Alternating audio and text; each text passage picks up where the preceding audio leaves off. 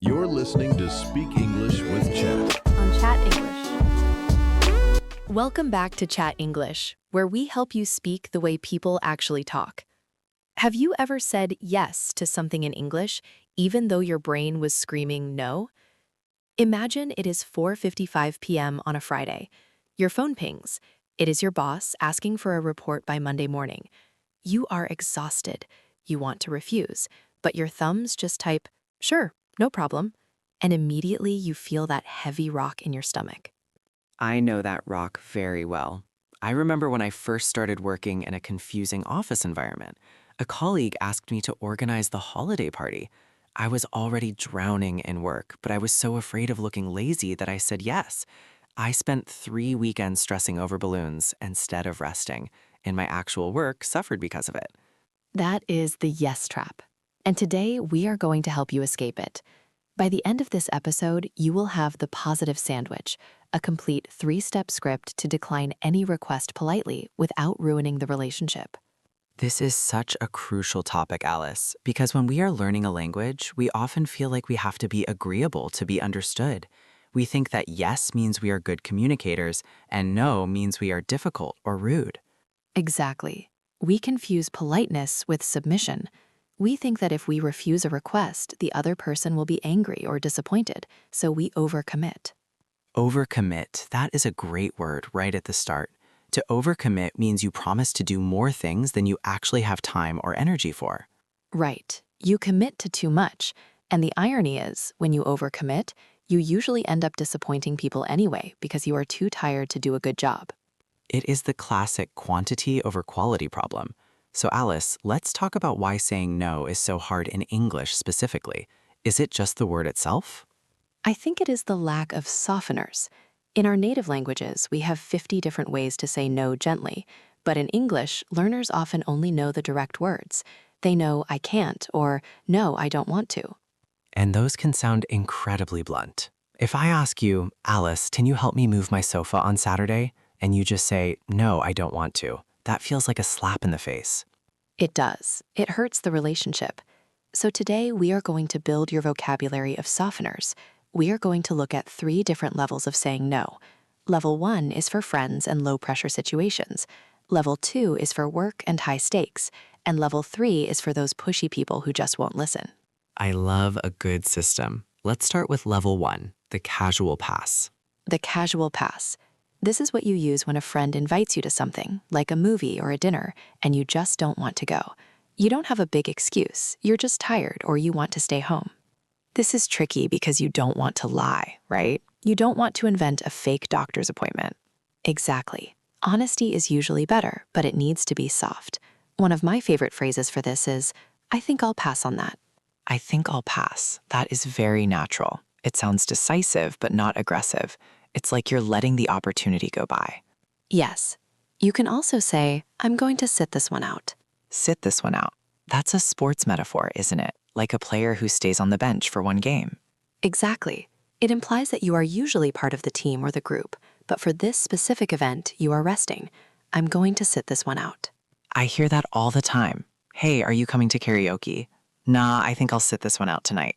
It implies you might come next time, so it keeps the door open. Another really useful one is, "I'm good for now." I'm good for now. That is super common in service situations too, right? Like when a waiter asks if you want more coffee. Yes, but you can also use it with friends.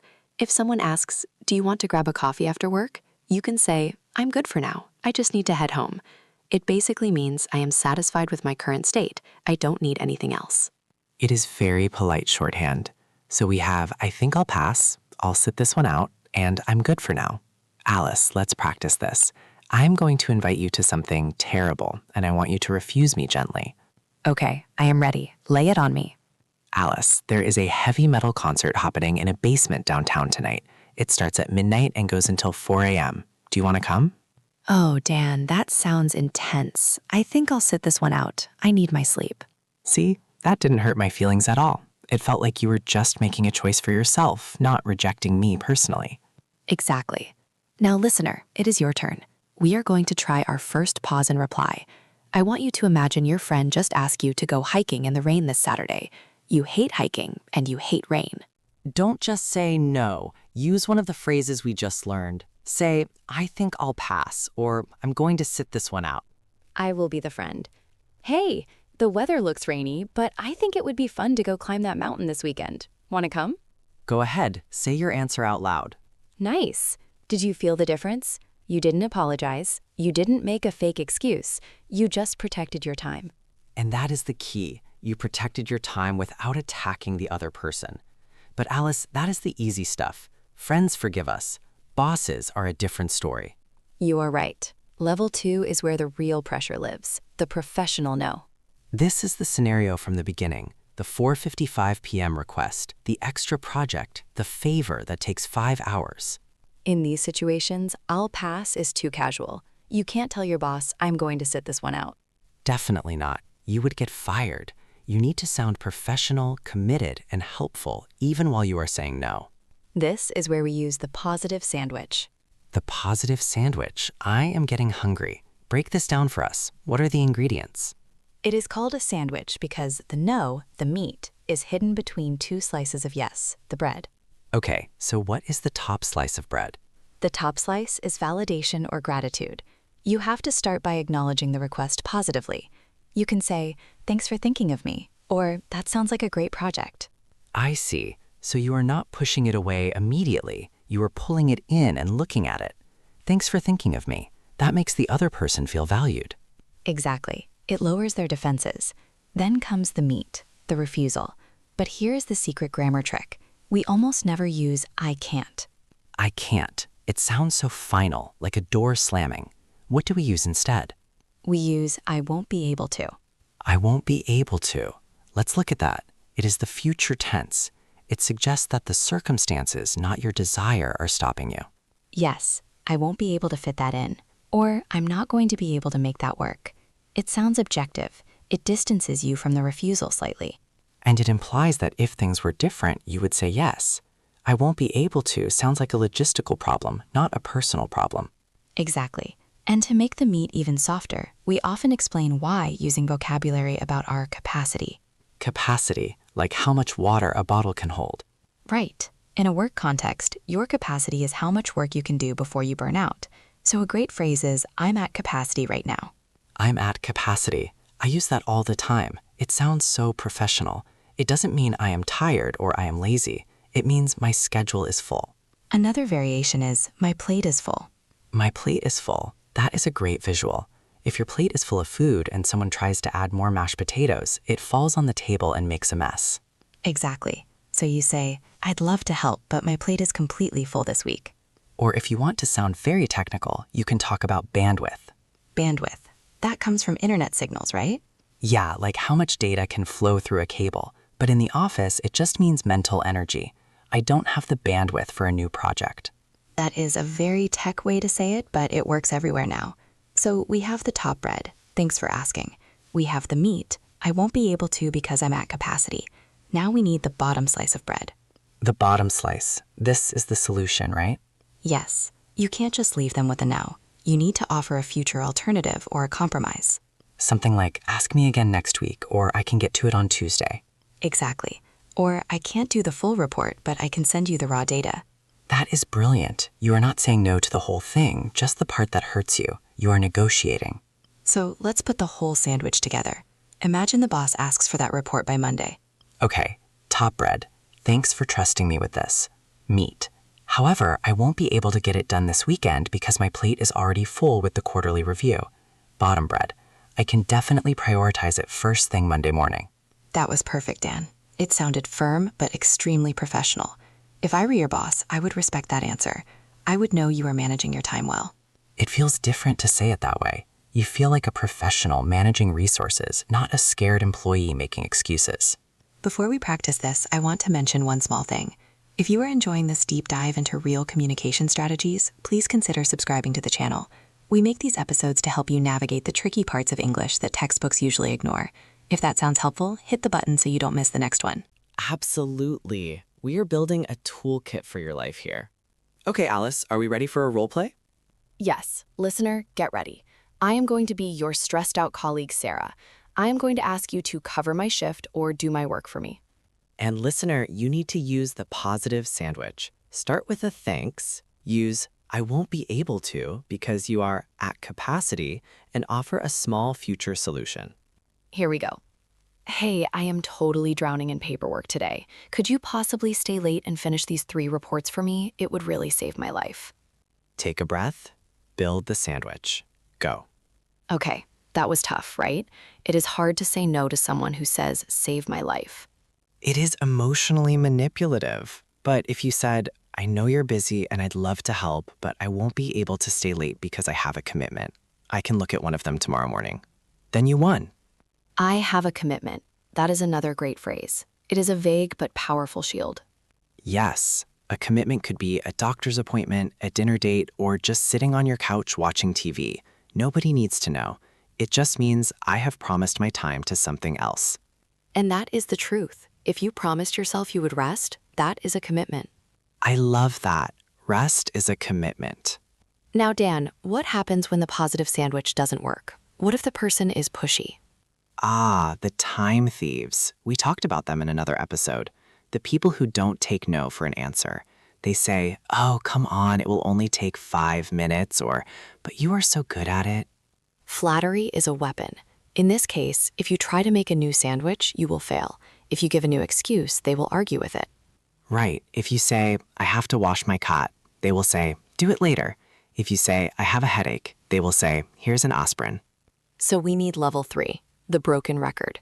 For our younger listeners, a record is an old vinyl music disc. If it gets a scratch, it plays the same tiny piece of music over and over again. Click, click, click. The technique is simple. You repeat your no using almost the exact same words. With a calm voice, you don't add new information. You don't feed the argument. Exactly. So if I say, but Dan, really, I need you to stay late, you say, I understand, but as I said, I won't be able to tonight. but just for 10 minutes. I hear you, but I just won't be able to make it work tonight. You are being really inflexible. I understand it's frustrating, but I'm at capacity. Wow, it is like talking to a wall, a polite wall, but a wall. It is incredibly effective. The other person usually gives up after the second or third time because there's nothing to grab onto, no new excuses to fight. The key here is keeping your voice flat. No anger, no apology, just facts. And removing the word sorry. Yes, we apologize so much. Sorry I can't. So sorry. Really sorry. When you apologize, you are admitting you did something wrong, but protecting your time isn't wrong. So instead of sorry, use I appreciate you asking, or thanks for understanding. Thanks for understanding. That is a power move. You are assuming they understand, even if they don't. It forces them to be understanding. It closes the conversation. It frames the interaction as finished. So Alice, looking back at our levels, the casual pass for friends, the positive sandwich for work, the broken record for pushy people, this is a full toolkit. It is, but I think the hardest part isn't the vocabulary. It is the mindset. We feel guilty. We do. We feel like we are letting people down, but I want to remind everyone of the anchor concept we love. Time is water. You only have so much in your bottle. If you pour it all out for other people's bad planning, you have nothing left for your own growth, nothing left for your English practice, nothing left for your family. When you say no to the boss's last-minute request, you are saying yes to your mental health. You are saying yes to the quality of your work on Monday. And strangely, people respect you more for it. They really do. Think about the people you admire at work. Are they the ones who run around like headless chickens saying yes to everything? Or are they the ones who are calm, focused, and sometimes unavailable? It is usually the second group. Boundaries create respect. Boundaries create respect. That needs to be on a t-shirt. So we have covered a lot of ground today. Let's do a quick recap of the key phrases so you can really lock them in. Okay, for friends, I think I'll pass. I'm going to sit this one out. And I'm good for now. For work, I won't be able to. I'm at capacity. My plate is full, and I don't have the bandwidth. And for the persistent people, the broken record technique, repeating your refusal calmly without new excuses. And finally, replacing sorry with thanks for understanding. That is a solid list. You know, Alice, I challenge our listeners to use just one of these this week. That is the challenge. Find one time thief this week. Maybe it is a task you don't need to do, a favor you don't want to do, or an invitation that drains you. And use the positive sandwich. Write the script down before you speak if you need to. Thanks for asking. I won't be able to. Let's catch up later. See how it feels. See if the world ends. Spoiler alert, it won't. The world will keep turning, and you will have more free time. We would love to hear how you handle these situations. So here is a question for the comments. Imagine your boss asks you to work this Saturday. Write your best positive sandwich reply below. Make sure you include the bread, the nice parts, and the meat, the refusal. We will be reading them and giving you feedback on your politeness. It is great practice to write it out when you are not stressed, so it is ready when you are stressed. Exactly. Build the muscle now. Thank you so much for spending your time with us today. You didn't waste it. You invested it in your own confidence.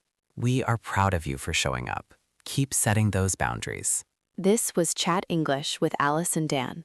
Until next time, speak boldly and don't be afraid to say no. Bye, everyone. Take care.